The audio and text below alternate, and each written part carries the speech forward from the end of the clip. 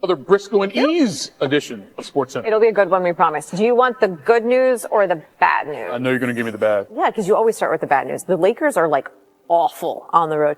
The good news, they get the Sixers at home. Also good news, Anthony Davis in the lineup and LeBron James. We're going to pick this one up in the second quarter. Lakers up 3 off the miss. LeBron rebounds. Dalton connect. Dalton, no, not going to hit that one. But rebounded and put back in by the aforementioned Davis. Lakers had an 8-point lead at the break in the third, up 9. LeBron, I do it myself, toddler style, to put the team up 11. Now up 13. LeBron behind his back. D'Angelo Russell, how about that? 18 points off the bench. Nice little pass from LeBron, but the Lakers up 15. Still at 15. It's Russell. LeBron hitting the 3. Lakers, the lead is comfortable. LeBron, by the way, 21 points, 12 rebounds, and 13 assists. Now in the fourth, up 14. That's a 3 from LeBron again. The lead was so big that we got to see the younger LeBron. Bronny James came in the last 2 minutes. Lakers won 116-106.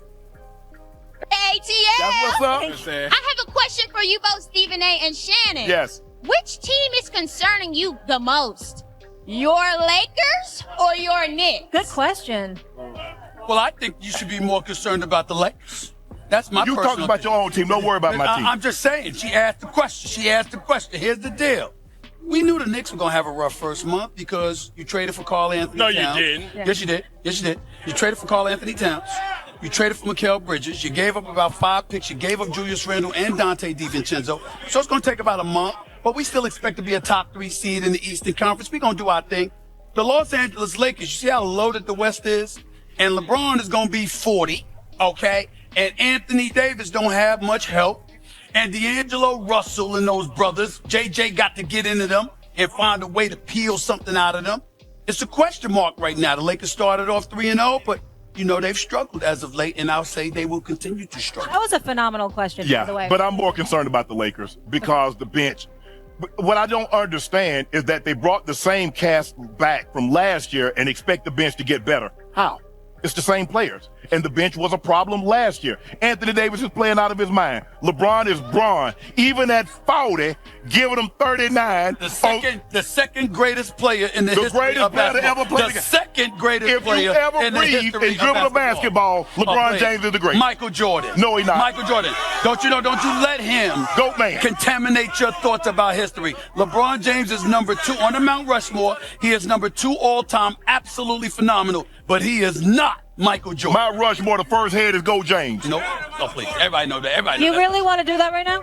Huh? You guys want to do that right now? Doing that. No. Trying to do that. She asked us a simple question. That's You right. went there. Well, you don't want to say 40. That's right.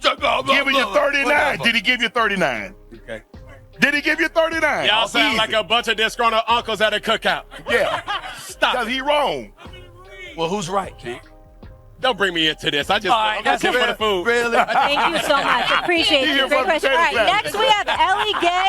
Are you breaking it down tonight? Yeah, I'm gonna break down a little bit of spacing. Break it on down. Let's go break it a little bit of Break it spacing on down. on why the Lakers were able to get so many good looks. And a lot of it's because of spacing and dribble penetration. And as you'll see in this first clip, you got Austin coming up, makes a quick little pass. Roy drives baseline. We got a little bit of a shuffle around here. Picks it up. He takes his time. Now look at the spacing. Look at, you got Cam out here. You got Bron. You got AD. This little drive, little penetration right there gets Rui a wide open shot and he knocks it down. And we had so many of these tonight. Here's another little dribble handoff. Good little spacing right here. About to see AD set this little pick, right? Cam comes off of it. Now this again, the little dribble penetration.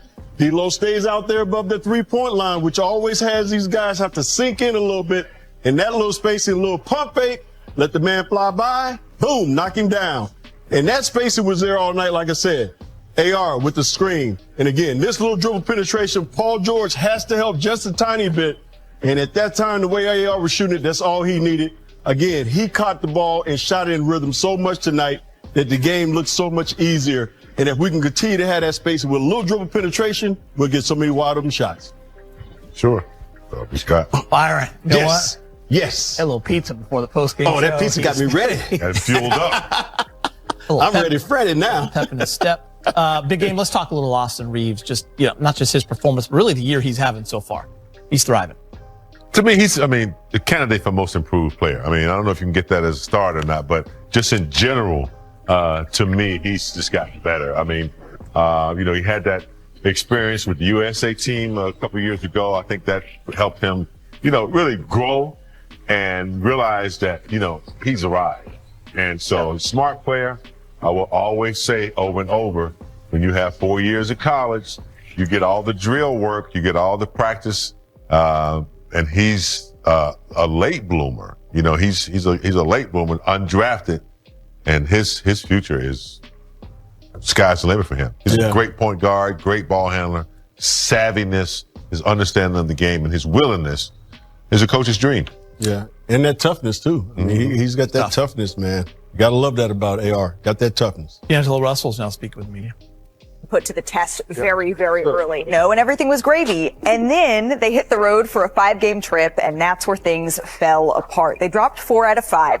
Their only win, it was featuring a 26-point lead that then got whittled all the way down to 6 by the juggernaut Toronto Raptors. And what's that sports metaphor you always hear, that defense travels, but you gotta have one for it to make the trip? Well, the Lakers, they're 28th in the NBA on that end of the floor, and they're going to try to figure things out starting back tonight, Tim Legler. So when you are looking at their defense, you're on the call for this game, what do you see? I see a few areas. First, lack of physicality. That's hard to show on a touchscreen. So let's talk about the other two. Issues on ball screen offense, defending it, and also lack of readiness early up the court when teams are getting the ball over half court. Now, they start off this possession, and they actually do a pretty good job, right? You're going to see a number of switches executed, and this is what's going on with the Lakers. They do some of them well. The first one's perfect. Jump out here. This guy's a little late, but he gets to where he has to be. Execute that switch. Weak side of the floor. Here we go. We got a down screen coming right here. Guard coming up. Take a look at the two defenders. Very good job communicating this. You get a switch and a jump out. No issues. The next one is a wing-on-wing screen. You should never mess this up if you're going to switch it, and they don't execute it well. But this is what's going on with the Lakers. The further you make them work, eventually the mistake comes, and here's where it comes. Right here. Jackson Hayes hangs around too long. You force Austin Reeves to come up from the backside to pick up the guy in the middle of the lane, and now there's a free runner to the rim. You give up a basket when you've played well defensively the whole possession. You give up something like that. It's so demoralizing. State of readiness. This is what I'm talking about. Here you go. You got to get back, and you got to make sure you're ahead of the basketball. Your bigs have to run back to the paint. Watch Jackson Hayes. I'm not trying to pick on him, but it's just him in this example. He's sort of jogging and lingering by the ball. You know what that does? It confuses the guy ready to pick up the ball. Who's got him? Are you going to stay? Do you have him? You end up with 2 guys in the area. And now as a result, 2 players lingering by the basketball, you're going to see Ja Morant's going to get this thing in the middle. Well, here's a wing running. D'Angelo Russell's on the weak side. He's running with him, and he gets to about right here, and he looks back, and he says, wait a second, does anybody have Ja Morant? And as soon as he turns his head, there's a cut to the rim. Ja delivers the basketball. And in 5 seconds after getting a defensive rebound, they're scoring on the other end of the floor when you actually had really good defensive balance. So it's attention to detail. Effort is what JJ's talking about a lot. Right. Cleaning up their ball screen stuff where it involves 2 defenders. Absolutely. One bright spot, Tim Legler, as we head back to the desk for the Lakers, is that they are expected to get Anthony Davis back in this game. He is listed as probable. But we've asked questions on NBA Today, right here on NBA Countdown, about the roster construction of this team. Mr. Windhurst, do you think that they can win with the roster as currently constructed? Not win big, I don't think. I don't think they've got enough. And sort of the underlying thing that no one will talk about, but is a true goal of this team, is can the Lakers be good enough? Can Anthony Davis and LeBron James be good enough that ownership in the front office use the remaining assets they have, those 2 future first-round picks, to actually improve their roster? Yeah, and the question is, they didn't really try. I mean, I shouldn't say that. They didn't do a lot in the offseason. They changed their coach, which was their big acquisition, their big change. And I think they're seeing how that's going. And I think JJ Redick's going to be a very, very good coach. But it's early, and we're seeing that it's not going to happen necessarily through the same roster as last year, which I think wasn't something they believed really, although Rob Pelinka said, let's give it 30 games. But as a GM, you're not making decisions 8, 9 games in, 10 games in, but you are wondering, is this good enough? Because it is a small sample size, but you start getting the 10, 20% of this. What are you shaking? Can I? No, go ahead. Okay, I'm just going to It wasn't to you. I'm just saying, are we talking about the Lakers? The Lakers, who are one of the most historical franchises in sports, about hanging banners.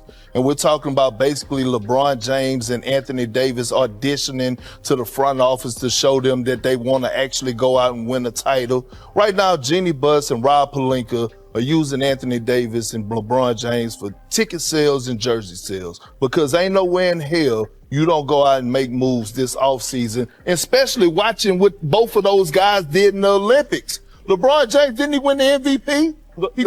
How much more do they have to do, Bob? I'm not going to shake. I'm going to respect you a little bit more because we're friends. I wasn't shaking, but Bob, I wasn't shaking my head at you, though. This is what I think they're doing, okay? They've got two of the best 10 players in the league, I think. Those two guys. I think we all would say that. Yeah. They made a big trade a couple years ago at the deadline that put them in the Western Conference Finals. When they got Russell, they got Vanderbilt, they got Rui. I'm guessing that's what they're trending towards, unless there's a star. I believe they will make a push. Will they sacrifice everything? But there's ways to get back in the conversation, but I don't know that they think. Thank you for watching so far. Leave your comment below, and don't forget to subscribe so you don't miss any detail. A hug, and see you next time.